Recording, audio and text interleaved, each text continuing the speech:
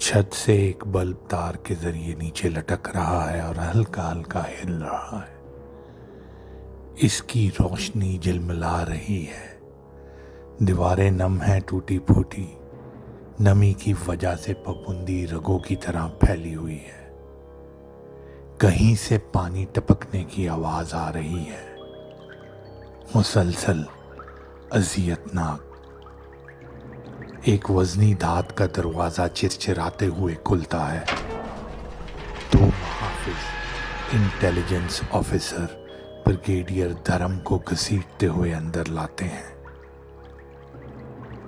आंखों पर पट्टी बंधी हुई है, माथे पर जमा हुआ खून और इसके हाथ केबल से बंधे हुए हैं। जूते गायब। वो इसे एक जंग आलूद कुर्सी पर पटक देते हैं जो फर्श से जमी हुई है। खामोशी फैल जाती है।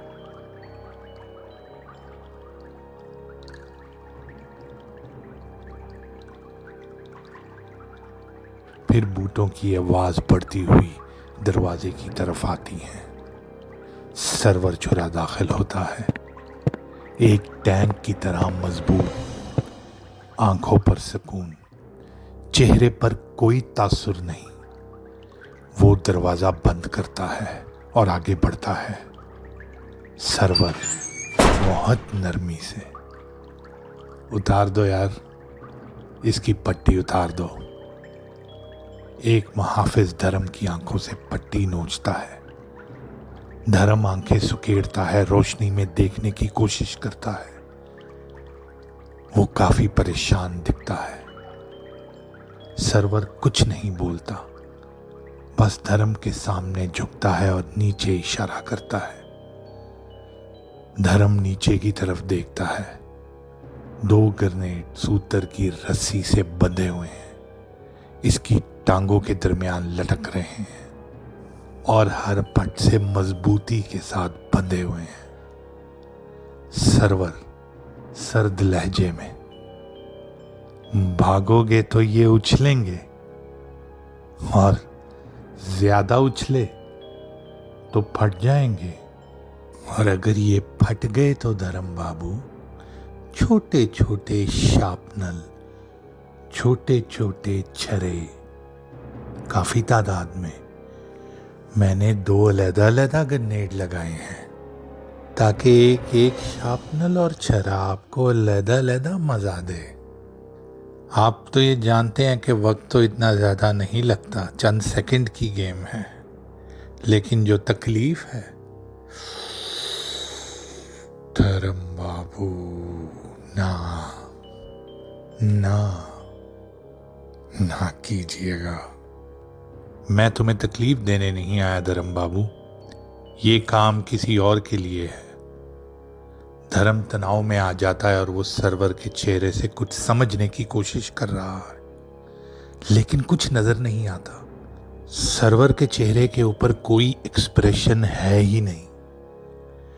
वो क्या सोच रहा होता है, क्या उसके दिमाग में चल रहा होता है, कोई भी नहीं जान सकता। यकीनन जब सरवर छुरा आपकी तरफ देख रहा होता है खामोशी से, तो आप समझ लीजिए जैसे मौत आपकी तरफ देख रही होती है। आप बचे इसलिए होते हैं क्योंकि समझ लीजिए कि आपकी चंद घड़ियां जिंदगी की बाकी हैं जो वो खड़ा होके गिन रहा होता है। घड़ियां खत्म,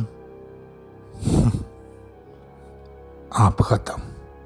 यकीनन इस अजियत से बचने के लिए आप उस वक्त चाहेंगे भी यही कि आप खत्म ही हो जाएं तो बेहतर है।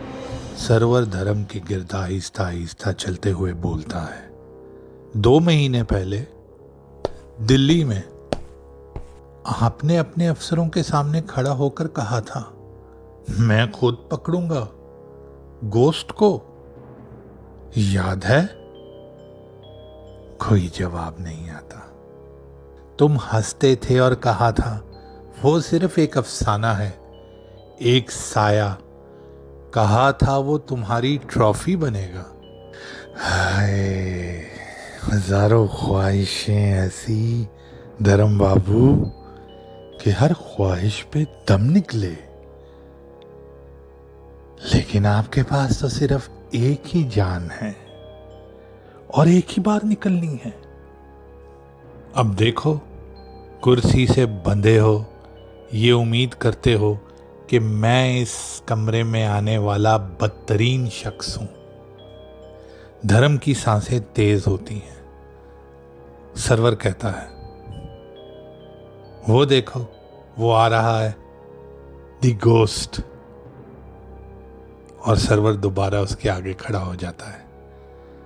पिछले 25 साल से वो तुम जैसों का शिकार कर रहा है। वो एक अफवाह है, लेकिन ऐसी अफवाह जो सांस लेती है। तुम्हारी बॉर्डर पोस्टों पर मुर्दे मिलते हैं, गले कटे हुए, रेडियो वहीं, ना कोई निशान, ना आवाज, बस सर्द मुर्दार। यार हमारा कसूर नहीं है धर्म बाबू, तुम लोग कई कई दिन उनको डर के मारे उठाते नहीं हो। जल्दी उठाओगे तो इस हालत में नहीं मिलेंगे। सरवर झुककर सरगोशी के अंदाज में बोलता है, जानते हो लोग क्या कहते हैं? वो ना बोलता है, ना रहम करता है, वो खेल के लिए नहीं मारता, वो याद के लिए मारता है। धर्म अपनी जगह से हिलता है, नीचे लटके गन्ने थोड़ा सा झूलते हैं। वो चौंकता है। सरवर, मैंने बहुत से जंगजुओं को गोश्त को देखते ही अपनी पतलूनें और शलवारें गीली करते हुए देखा है, मगर आप तो नहीं। धर्म बाबू, आप तो हीरो है ना। मैं पकड़ूंगा गोश्त को, ये बोला था ना। सरवर दरवाजे की तरफ जाता है और रुकता है। किस्मत वाले हो तुम, आज रात द गोश्त तुम्हारे पास आ रहा है। और वो बाहर निकल जाता है। मुकम्मल खामोशी छा जाती है, सिर्फ वही रोशनी की झिलमिलाहट और वही अजियतनाक मुसलसल पानी का टपकना। धर्म जोर जोर से सांस लेता है। इसकी नजरें कमरे के हर कोने में घूमती हैं और फिर रोशनी बंद हो जाती है। अंधेरा छा जाता है। पीछे से कदमों की हल्की हल्की आवाज आती है। मुकम्मल स्याही, पानी की आवाज भी बंद हो जाती है और बल्ब की झिलमिलाहट भी। बस सिर्फ धर्म के सांसों की आवाज आती है। धर्म आहिस्ता आहिस्ता बहादुरी जताते हुए, मैं तुमसे नहीं डरता।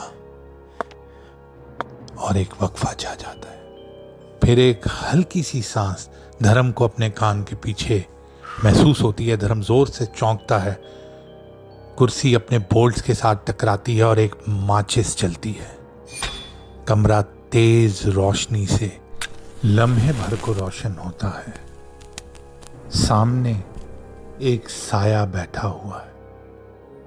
चेहरा सिर्फ जुज़वी तौर पर जाहिर होता है। The ghost. माचिस की रोशनी आंखों को छूती है। जंग की आजमाइश से गुजरी पुरसुकून ठंडी चौकन्नी आंखें माचिस सिगरेट को जलाती है, बिल्कुल एक रस्म की तरह, पुरसुकून अंदाज में। धुआं पहाड़ों की सांस की तरह धर्म की तरफ लपकता है। द गोस्ट कुछ नहीं बोलता। वो धर्म को देखता है जैसे हदफ की तस्दीक कर रहा हो। धर्म अपने आप को संभालने की कोशिश करते हुए बोलता है, तो कारगिल का अफसाना सच है। कहते हैं तुम नींद में गले काटते हो, कोई निशान नहीं छोड़ते। क्या तुम्हें लगता है कि इससे तुम हीरो बन जाते हो? गोश्त धर्म की तरफ झुकता है और बोलता है, हीरो नहीं, इंसाफ। वो आहिस्ता से खड़ा होता है पुरसुकून और धर्म के गिर्द दायरे में चलना शुरू कर देता है।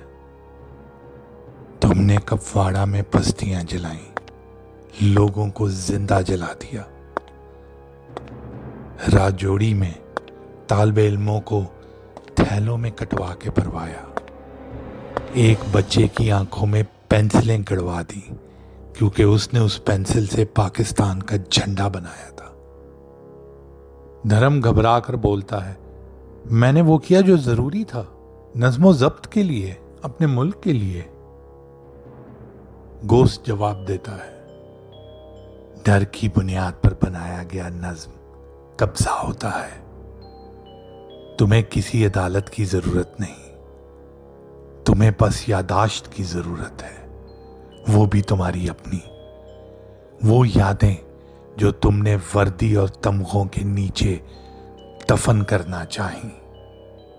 गोश्त करीब आता है, तुमने मेरा शिकार करना था, मेरे बारे में बहुत पढ़ा हुआ है तुमने, लेकिन तुम एक बात भूल गए, गोश्त का पहला असूल। मैं सिर्फ उनका शिकार करता हूं जिनके जूतों के नीचे मासूमों का खून लगा होता है, और तुम्हारी तो पूरी हस्ती निहत्ते मासूमों के खून से भरी हुई है। तुम तो मेरे पसंदीदा शिकारों में से एक हो धर्म। तुम तो भारतीय सेना के बहादुर कमांडर हो ना। अभी 2 महीने पहले तुमने अपने जर्नैलों से कहा कि तुम मुझे पकड़ोगे, मुझे ट्रॉफी बना के ले जाओगे। तुमने समझा था कि दास्तानें धूप में मिट जाती हैं, लेकिन अब तुम यहां हो मेरे सामने। धर्म एकदम घबराहट और खौफ में बोलता है, तुम क्या चाहते हो? मैं क्या चाहता हूं अभी तो बताया तुम्हें, सिर्फ इंसाफ। और फिर एक दफा फिर अंधेरा हो जाता है। Scene number 3, flashback. धर्म की बेस, रात 2 हफ्ते पहले।